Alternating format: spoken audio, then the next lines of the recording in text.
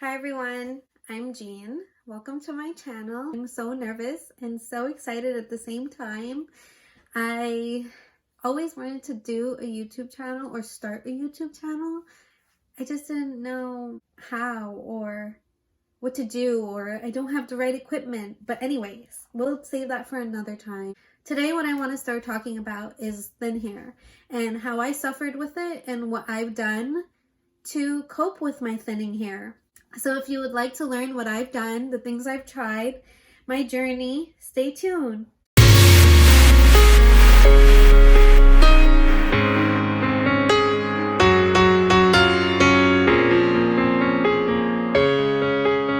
So the first thing I want to talk about is my journey and how it started. Growing up, I had really curly hair, and when I was in about 7th grade, I started straightening my hair. Now, you know, when you have curly hair, it sometimes has a lot of volume and you don't notice that your hair is thin because it takes up so much space. And when I started to straighten my hair was thick. I had lots of it. And then as I got older and I would straighten my hair, I noticed it started thinning. I noticed I had less and less. I never really worried about it when I was younger, in like high school, middle school. It didn't really bother me. But as I got into college and became a young adult, that's when I started to worry. That's when I started to notice my hair was falling out in the shower. I would wash my hair and there would be clumps of it on the drain. It would be rolling down my legs in the shower, and it started to worry me because I was like, am I going bald? Am I going to lose all my hair? And in my family, especially on my mom's side, the women have thin hair. They have very thin hair, and it's just genetics.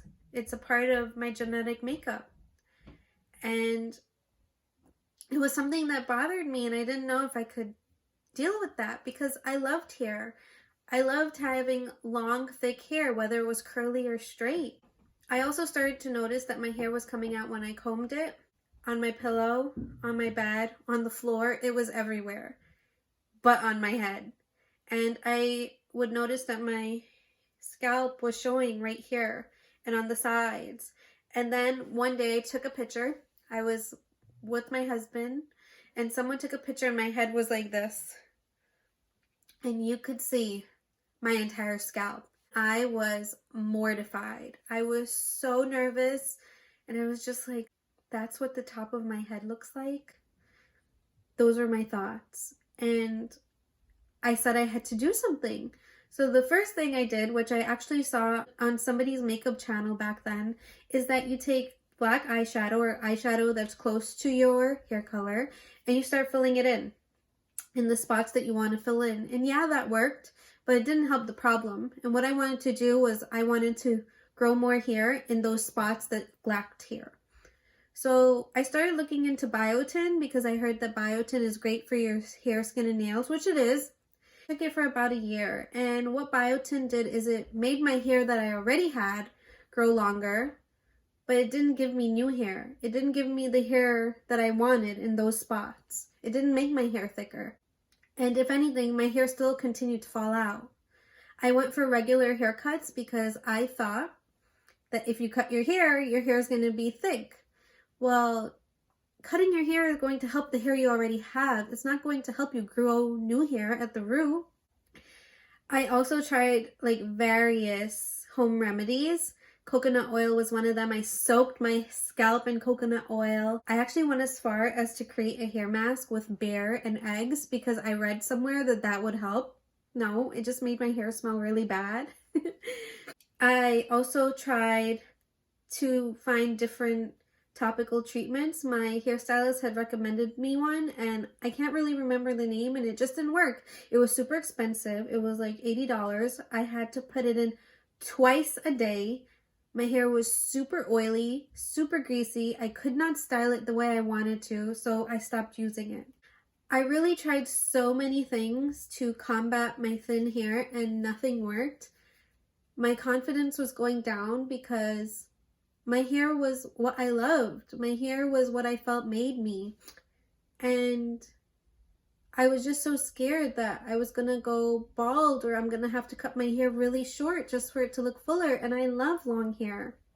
So that's when I decided, you know what? I've heard about Rogaine. I'm just going to give it a try. If it works, it works. If it doesn't, it doesn't. I thought Rogaine was a gimmick. I thought it wasn't going to work. It was just something shown on TV. It was something that I was just going to waste my money on, but I just decided to give it a shot. So what I did is I did my research. I went on the Rogaine website and I looked up their reviews. I looked up what their ingredients are. Ingredient in Rogaine, which is minoxidil. I can't really say it. Minoxidil was really good for hair, for your scalp. I noticed that they said that 80% of their customers actually had results, and that was mind-blowing to me. 80%. Why not try it? So I did. And honestly, it's been the best thing I've ever done for myself. I have grown so much new hair all over my head. And I will continue to use it. I do recommend it, but please talk to your doctor about it first. You don't know if you're allergic to it. My cousin, she actually suffers from alopecia, and she recommended minoxidil. So I knew that Rogaine contained that. I thought, why not? Just give it a chance. What else am I gonna do? So I got it from Amazon. It was about $40 for 2 bottles, and it said that would last a month.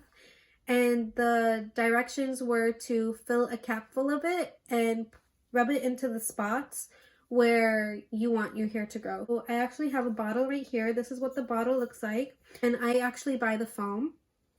I put it in once a day.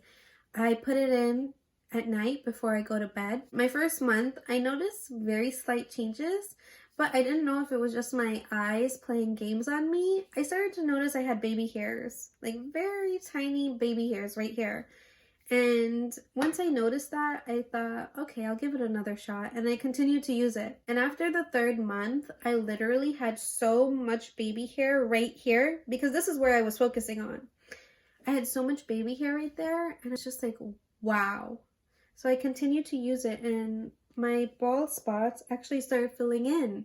Now, one of the downsides about using Rogaine is if it works, you have to continue to use it for the rest of your life if you want the results to stay. I've kind of dwindled away from that, and I use it every 2 days on my hair because I have gotten the results that I wanted. One downside about it is you have to use it all the time, and it kind of made me grow hair everywhere else as well for some reason. Like my eyebrows are thicker, my mustache grows much faster, the hair on my face grows much faster. But that's something I'm willing to deal with if I have more hair on my head. I forgot to mention that I also tried hair extensions.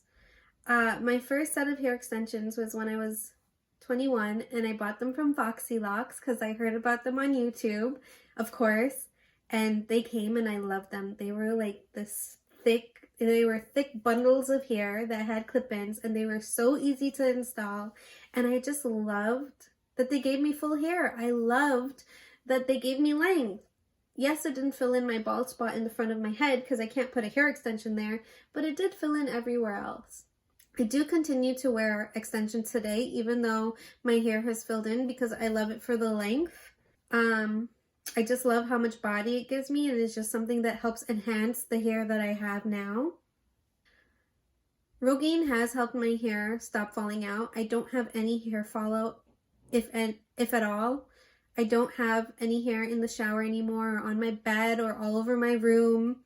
So I think what it did is it does lengthen the life of your hair, as well as stimulate the root so that new hair can grow. You do have to be careful with where you're applying it, because I did notice when I was applying it, I applied it too much to my eyebrow, and I started to gain hair right here, and it was taking over my whole forehead. So you have to be careful when you're putting it in. What you do is they recommend you take a capful, and you take a little and you put it in your spots. I don't do that anymore because I know how much I need to use. I just put a little bit in the spots that I want, and I just rub it in. I don't use a lot at all anymore like I used to. One thing that I love that Rogaine did for me is it helped boost my confidence. It gave me a solution to something that was bothering me, and that's all that matters to me, is If something is helping you feel more confident, why not? As long as it's healthy, as long as it's not hurting you, just do it. That's my hair journey. That's what I've done to combat my thin hair. I've used Rogaine. I do recommend it. Please talk to your doctor before you use it. And that's it. The reason I wanted to do this video is because I find that women don't really talk about having thin hair. It's not something that my friends bring up, honestly, because they all have thick hair. But it's not something that's talked about to me, and I find that a lot of women hide the fact that they have thin hair and they don't know what to do about it, or we find ways to cover it up. And if you can find a permanent solution to help you, go for it. All right. Well, I hope you enjoyed this video. That was my hair journey. That's my talk about Rogaine, or my little review on Rogaine. And I hope you come back for more videos. Bye!